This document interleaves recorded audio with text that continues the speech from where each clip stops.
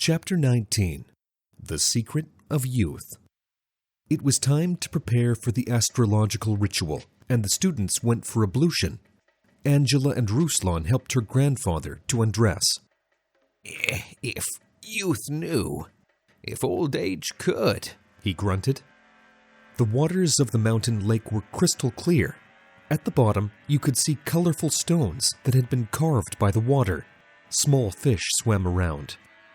Ivanich went into the cold water, squirming, and dipped 3 times. "Ooh, that's cold water," he said as he stepped out of the lake and onto the shore. The water washes away all the harmful emanations from a person, Angela explained, helping him dry off. That's why in India they do ablutions all the time, and even Arabs in the desert, where there is no water, wash their feet before namaz, she said. "Yes, indeed. I feel so light, as if I had cleansed myself of something," Ivanich remarked. Ruslan and Arthur swam to the other shore, overcoming the unpleasant sensation of the icy water. The glistening surface of the lake reflected the clouds in the sunset rays, the beautiful fir trees standing along the shores. The distant snow-capped peaks of the mountains glittered in the sun. The night of the full moon had come, and people were seated in the ancient observatory in a certain order, preparing to accept the cosmic influence.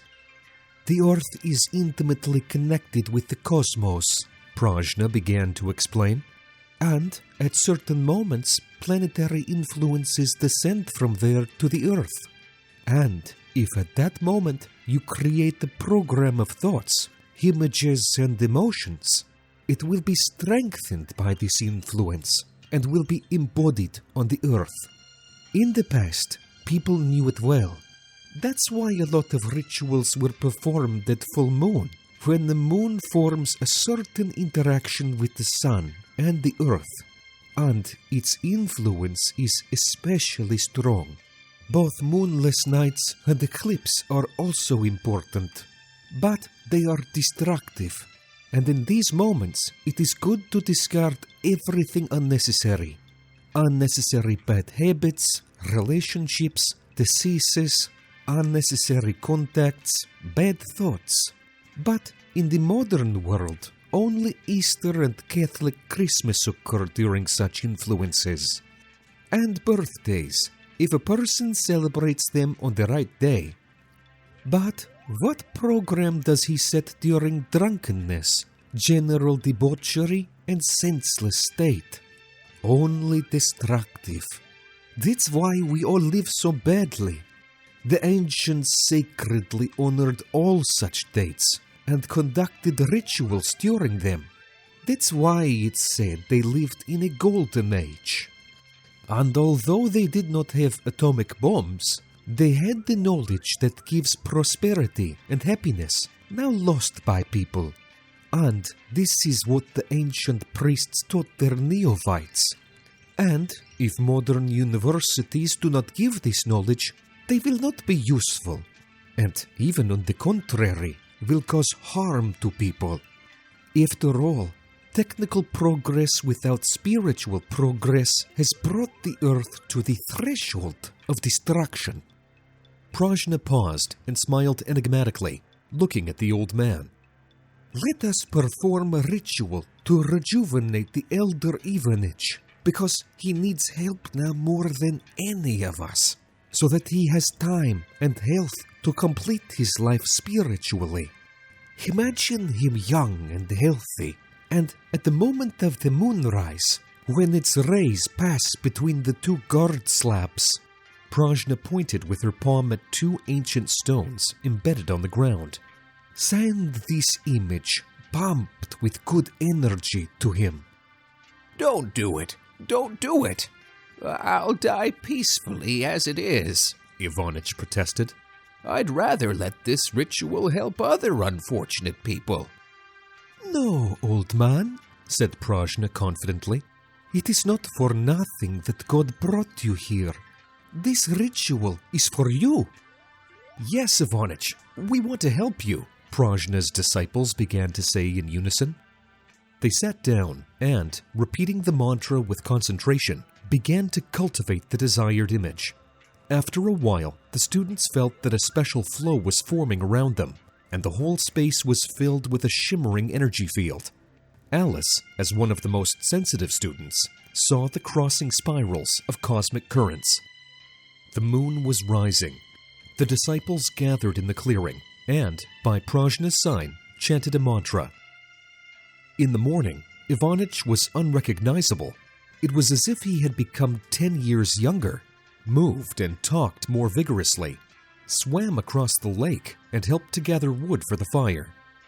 When everyone had settled down for a tea of healing herbs, Lyria asked Prajna, "What is the rejuvenation and aging of the body connected with?"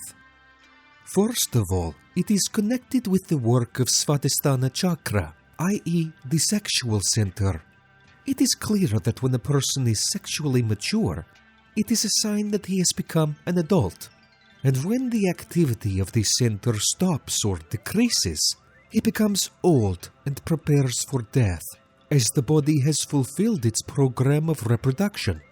Some primitive creatures die immediately after reproduction, giving room for new individuals.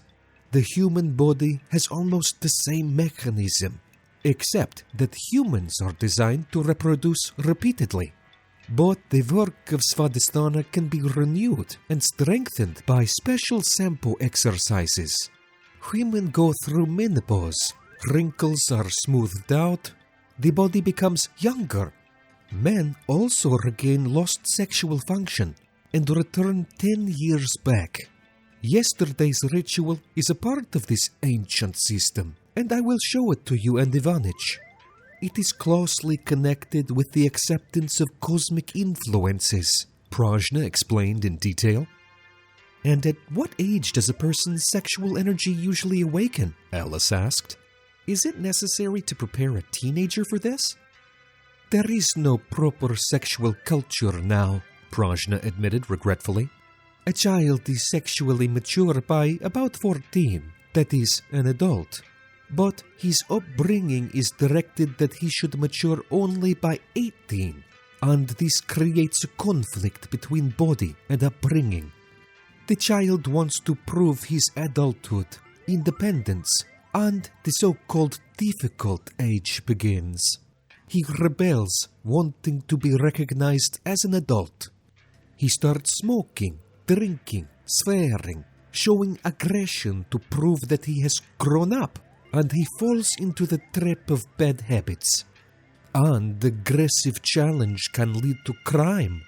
In weak children there are mental deviations, schizophrenia, because the body dictates one thing, and education keeps it in the net, and there is an internal conflict.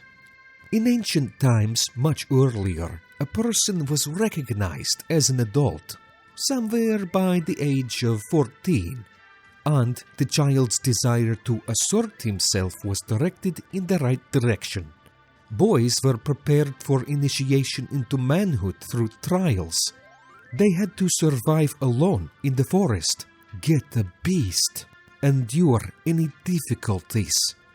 The child prepared for this and channeled his sexual energy in a positive direction, mastering weapons, acquiring the ability to survive, and other useful skills. In modern society, this can be replaced by sports, not only physical but also mental. When a child achieves certain results, he or she is considered an adult. But it should not have such a detrimentally formal character as is currently practiced at school. Because of this, such competitions are often rejected by the adolescent himself, considered something imposed, not corresponding to reality. The same should be true for girls, only in their sphere. Otherwise, they just dream of a prince, having read books, and at the same time still play dolls, not preparing for real life, to a sober look at the partner and the art of interaction with him, because of which many marriages are almost immediately broken up, and the rest live in squabbles and scandals, torturing each other and not understanding how to live in love and harmony because it is not taught neither in school nor in university. And parents talk only about storks and cabbage without preparing their children for life together. After the spiritual talk with Prajna, the practices of merging with the elements and trees began in a pure place far away from people. They were particularly impressive and brought the disciples a new, unusual, and very valuable spiritual experience. Ivanich embarrassedly admitted that he had a sexual desire. "This is normal," said Prajna. "Your rejuvenation is in progress, and this energy will be used to improve your body." In our extreme times, when the fate of the entire planet is at stake, it is crucial for the knowledge of angels and benevolent spirits to spread as quickly as possible, globally, and reach thousands of people. In this way, we can change the future of all humanity. Which is why we are addressing you, dear soul of light. Spread the knowledge about our wise books and films. Share links to videos or cartoons. All of this is available and free. Invite women to individual practices, webinars, and seminars. And the Great Spirit of Light will help you and your family. It will direct an enormous amount of energy to fulfill all your desires. Benevolent spirits and angels will assist you and your loved ones in all matters. A thread of light and love extends from your heart to the hearts of thirsty women, and the creation of good and the dissemination of enlightened knowledge throughout the world begins. Become part of the mission of light. Help people, and God will help you.